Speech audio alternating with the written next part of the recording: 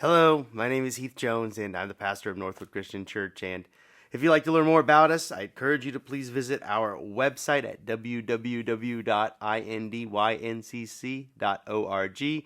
That's www.ndncc.org. But for now, we are going to turn to a well-known and well-worn story from the Bible. It's one told in the 10th chapter of the Gospel of Luke between verses 25 and 37, and you will know it as the parable of the Good Samaritan. And I've called this sermon another Samaritan sermon because I've preached on this story so many times. But it keeps coming up in the lectionary, and I keep preaching on it again and again and again, and there's a good reason for this.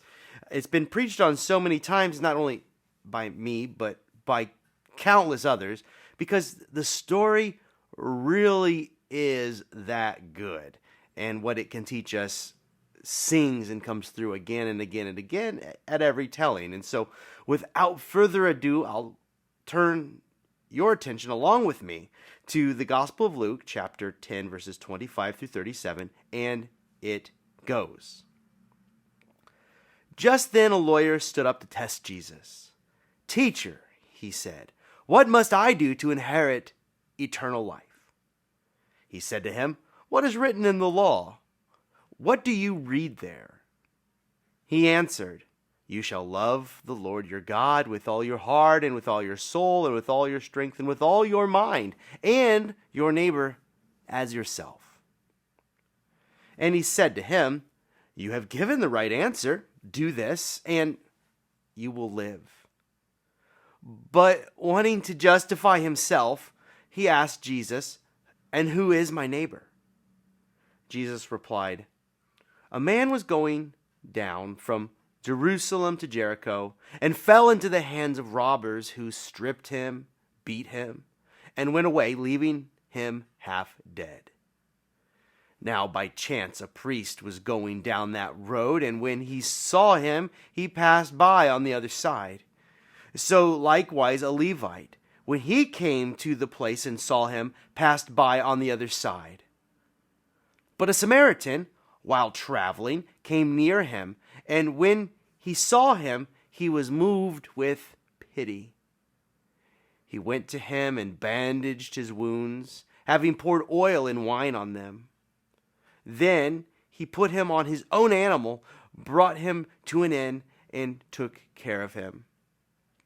The next day he took out 2 denarii, gave them to the innkeeper, and said, 'Take care of him, and when I come back, I will repay you whatever more you spend.'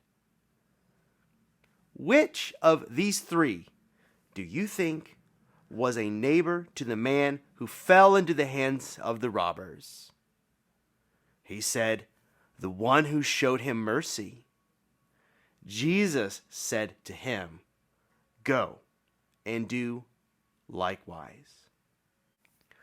When kids play make-believe, they often like to cast themselves in the role of the positive characters, of the heroes, of the ones that inspire them.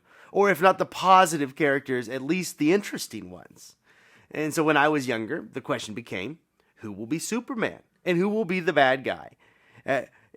Who will be basically the person that Superman will beat up for the next half an hour, at least in play? Or who will be the winner, prescribed by the roles given from the onset of the game? And in a just world, the youngsters would take their turn, right? Well, but I hate to break it to you, we don't live in a just world. So I was forced to play a watered down, tepid version of Superman's arch nemesis Lex Luthor, and then I was pummeled by my cousins until I cried uncle, and then Superman won the day. Well, things seem different now, and maybe it's because I have daughters, and when my daughters have friends over, they enter into some fantasy world involving ponies, not Superman, or something else like that, and apparently these ponies are also princesses, or maybe they are ridden by princesses. Well, either way, these ponies can talk, and the girls, my daughters and their friends, they'll argue for some minutes before entering into the game. They argue about who will be the preferred characters. And this is only human nature to cast ourselves in the preferred roles. We like to see ourselves in the most flattering light and reflected in the characters that we play, even in our games, in our fantasies even. And we want our lives to reflect our heroes in one way or another. Well, today's text has a character that has entered into our cultural lexicon as one of the penultimate good guys. It's right there in the subtitle of the story, the parable of the Good Samaritan. Good Samaritan. So someone asks, are you a good Samaritan? Am I a good Samaritan? And we'd like to think so. Because a good Samaritan in our culture is that do-gooder that makes her way onto the nightly news by way of some fluff piece about some person who raised money for a charity, or perhaps it's some conscientious citizen who feeds feral cats, the whole while making sure that they're spayed or neutered.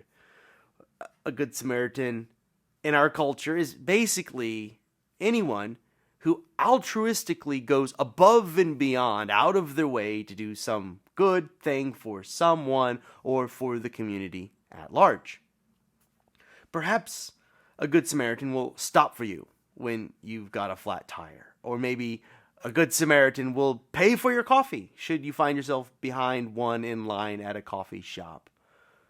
But in Jesus' day, and this is what you must understand about this story from the onset in its own time and context, in Jesus' day, it would have been shocking to call a Samaritan good. There is a deep history here. The Samaritans were a group of compromised Jews, at least in the minds of the Jews who had returned from the Babylonian exile. These are my opinions. These are the opinions of those who lived perhaps in a city like Jerusalem. They had a low opinion of Samaritans because centuries may have passed, but those who had returned from the exile, returned to Judea, never forgot that those who were left behind had then been forced to intermarry with the Assyrians and other foreigners, or maybe they did it of their own volition. And they were therefore, in their minds, a besmirched people. They were considered an unclean people, descendants of mixed marriages that followed from the Assyrian settlement of people from various regions in the fallen northern kingdom. The Samaritans were a living reminder of Israel's painful past. These people embodied the pain of their occupation in the minds of some people. And what's more, as time wore on, the gap would widen still further. The Samaritans began to think of themselves in that intermediary time when they are somewhat exiled in their own home. They began to think of themselves as keepers of the Torah, of their faith, and they held on to their religion to save their identity in the midst of foreign occupation. And so when their fellow Jews in exile had returned and tried to reestablish the ancient city of Jerusalem and its temple, the Samaritans had thought to reunite with their long-lost kinsmen, but it was not to be so. The Samaritans tried to assist those who returned to the country in the building of their temple, but their help was rebuffed again and again. So in the decades to follow, the Samaritans took an active role in delaying the building of the temple. They tried to help, they were rejected, and then the antagonism began to go both ways, and eventually the Samaritans would develop different customs. In fact, they would establish a different place to worship on a special mountain called Gerizim. And they would develop different traditions, apart from the traditions held by those like Jesus and his disciples, whose religious epicenter was the temple in Jerusalem. This place called Samaria, where the place that our Good Samaritan is named after, was located between Judea and Galilee.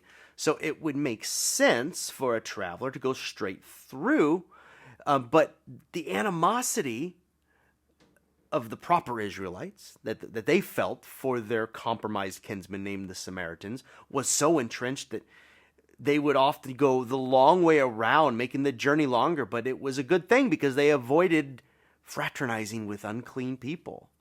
So if you were going from Galilee to, say, Jerusalem, you would go the long way around, and that's why Jesus' interactions with Samaritans that we read about are so scandalous, because he should have gone out of his way. In fact, in a chapter before, Jesus does enter into a Samaritan town, and it's turned out because Jesus has as his destination Jerusalem, as opposed to Samaritan's holy mountain Gerizim. So all this to say, simply put, it's messy. There's antagonism here, sometimes between Samaritans and Jesus' own disciples.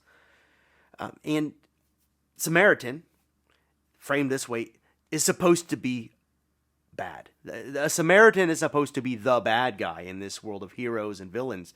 So consider the parable in light of this information. So let's set the whole thing up. This parable comes after a conversation Jesus is having with an expert in the law, and it would be this person's job to understand the Jewish law so as to understand what God requires of the people. And some people read this conversation as confrontational, but we don't need to read any ill will in the interchange, in the question, or the fact that the text uses the word testing or questioning to describe what is happening here between this lawyer and Jesus. This was commonplace in the synagogues and doesn't necessarily need to be read as antagonistic. And it was one of the ways that a community came to a deeper understanding of their Holy Scriptures and of God's requirements. So it's not uncommon, it was not uncommon to debate which laws took primacy. And so the scholar in our story, to prompt the story that Jesus will tell of the Good Samaritan, he puts it bluntly: what must I do to inherit eternal life?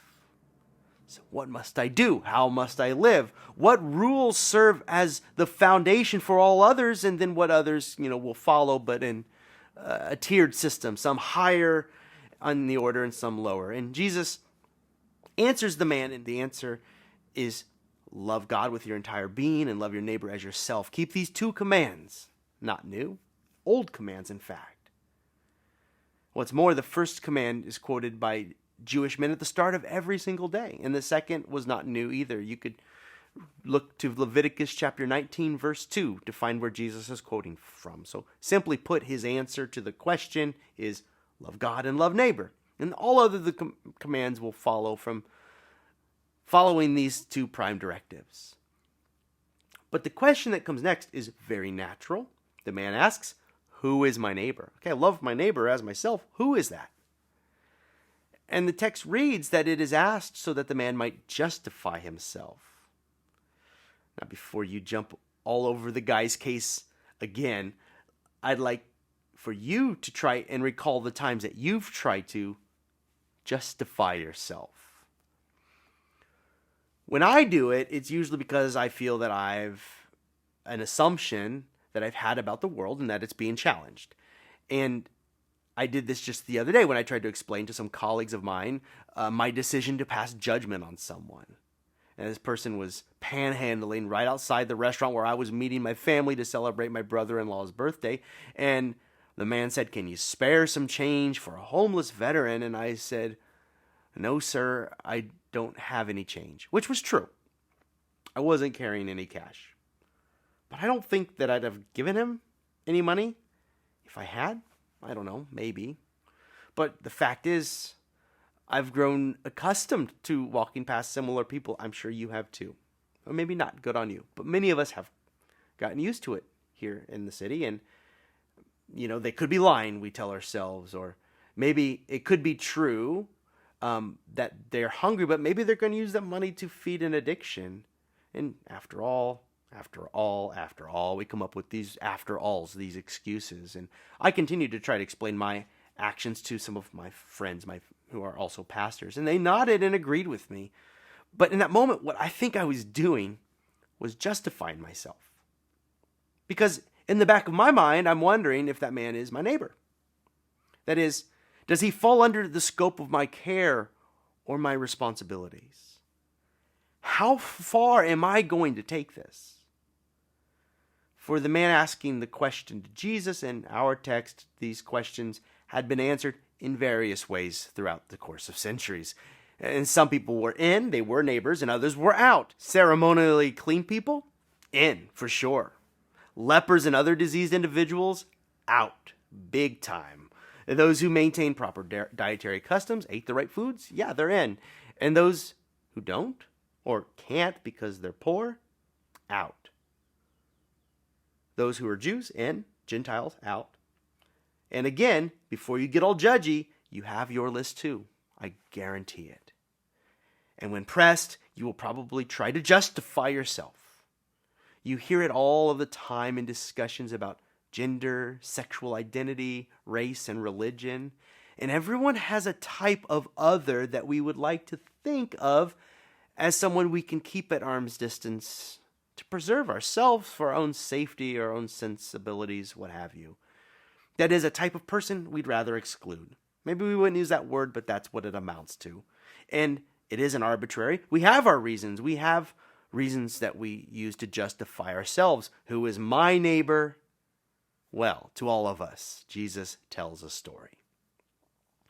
A man is beat up on the road, and we know nothing about this man. He could have been of any race, religion, or social status. All we know is that he's been beat up along the road, he's been robbed, and he's been left for dead. And we don't know anything about this wayward traveler, which is part of the point of the story, I think.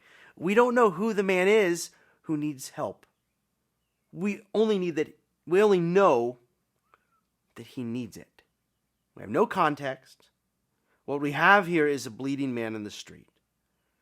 The point, God's love is to be shared with each person, even the nameless stranger along the road, even the nameless migrant dying in the desert, even the nameless veteran outside of the restaurant that I passed by. The logistics of how to help in each situation may vary or be debatable, but our heart's posture towards them must remain tilted towards love. Well, injured man by the road, entered the priest. The priest represents correct religion. He represents correct tribal identity. He is in some ways an icon of Israel's life and customs. If you were going to draw a modern American equivalent, you might envision Billy Graham walking down the road eating a piece of apple pie on the 4th of July on his way home from a church service that's held in commemoration of the 4th.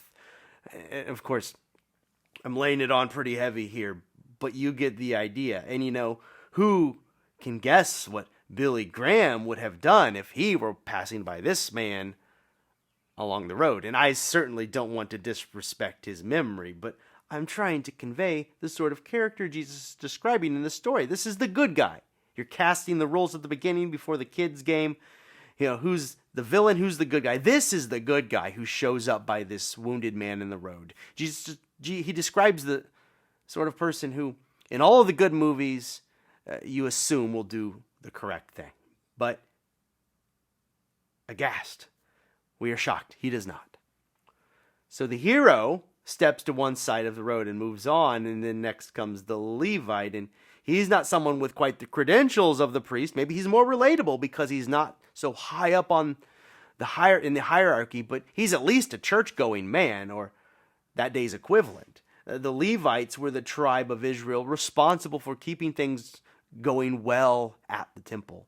They sang the songs at the temple and assisted in its other functions, so they were in the choir, let's say. And it could be that the man is on his way home from singing in a worship service. And maybe that's why he's following the priest. Who knows? And maybe he watched how his religious leader handled things, and then he just followed suit. Either way, the result was the same. And I'm sure they both had their reasons. Reasons that everyone would have understood. Perhaps they were unsure if the location was safe. Perhaps they were afraid that there were other robbers hiding in wait. Or maybe the man was asking for it. You know, maybe the beat up man by the roadside put himself in danger by consorting with dangerous people and dangerous company.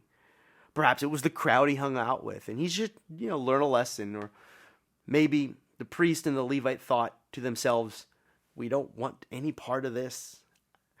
Passing the right amount of judgment often goes a long way towards getting us off the hook. So who is my neighbor? Long answer short, probably not this guy. Someone else's, perhaps, but not necessarily my neighbor. Then comes our Good Samaritan. And notice the words Good Samaritan never appear together in the text. It's a title we give the story. As a matter of fact, this cute little title neuters the story of its power in some ways because For this parable's original audience, the phrase Good Samaritan would have read like an oxymoron. You can't put these two words together, good and Samaritan. You would expect this man, in your mind, if you were those people hearing this story for the first time, you'd expect this man to step on the poor victim's face because he was, after all, a Samaritan, and that's simply what they do. It's in their blood. Their religion reinforces it. They aren't like us. So we'd expect them to look after their own kind, and we'll look after ours. So the Samaritan, good? No, not good. The man is wrong in every way, wrong ethnically, religiously, and in just about every other way. And then that one, who is just wrong, the wrong man, the villain of the story, embodies God's love. And we should be astonished, because the point is, God's love is not bound by any of our assumptions. God's love lives and is revealed in the most surprising places. And in this story, God's love lives in the enemy. The enemy turns out to be the faithful one. The priest and the Levite might have fared well enough on paper, but when push came to shove, they did not live up to their calling. They may have had a positive self-image. They may have had a lot of friends and a good reputation in their community, but when the opportunity came to put their own faith into action, they failed. But the Samaritan lives out God's love. The Samaritan, against all expectations that Jesus' audience may have held, kept the divine law better than the other two, probably better than you or me. He stops, he picks the man up, he carries him to safety, he puts him up in an inn, he makes a promise to come back and to follow up. So today, we like to relate to the Samaritan. We see ourselves in that role. In Jesus' audience, I just want you to understand this, they definitely would not have identified with the Samaritan. They would have more readily identified with the man lying in the ditch. And for them, this parable would invite the listeners to see, even in a hated enemy, the merciful face of God. And they would have been forced to reckon with a story in which the bad guy reveals God's love, which begs the question, how if the Samaritan weren't so bad after all? How if all of the assumptions that we've made about our enemies are wrong-headed? How if they are children of God just like us? And how if God's love is broader than our tribal minds can now see? So Jesus turns to the group before him and poses the expert in the law the following question. And I'd like for Jesus' question to carry across time to us, to find us today, and for us to be asking ourselves the question that he raises here, starting in verse 36. He says, "Which of these three do you think was a neighbor to the man who fell into the hands of the robbers?" He said, he being the one asking the question, "The one who showed him mercy." And that word mercy is translated from ilios, which is also translated in other times as compassion, love, affection. It's the one that's used most often to describe God's love for humanity. That's the kind of love this Samaritan, this wrong kind of person, is showing, the love of God alive in the one we thought of as our enemy. We are called to love like that one.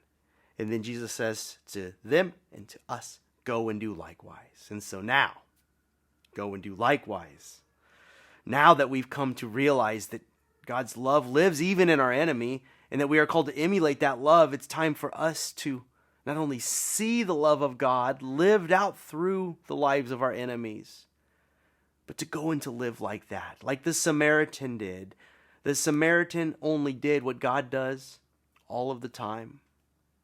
The God of love is the one who holds us all, and that love surmounts all of the names and labels that divide us, and it's time for us to bust up the labels and the differences. It's time to love each person that we meet by the roadside regardless. It's time to accept the fact that God's love lives even in our alleged enemies, and that the problem is in our perception, in our eyes, and in our opinions about them. It's time to see them through the eyes of Christ, whose love drove him to sacrifice his life for love of us all. And all means all. And so, for you and I, what we are left with are those words, and I will leave you with them. Let them echo and linger in your minds. Now that we have seen God's love lived out through an alleged enemy, it is time for us to model that love, you and I. Now, go, whoever you are, and do likewise.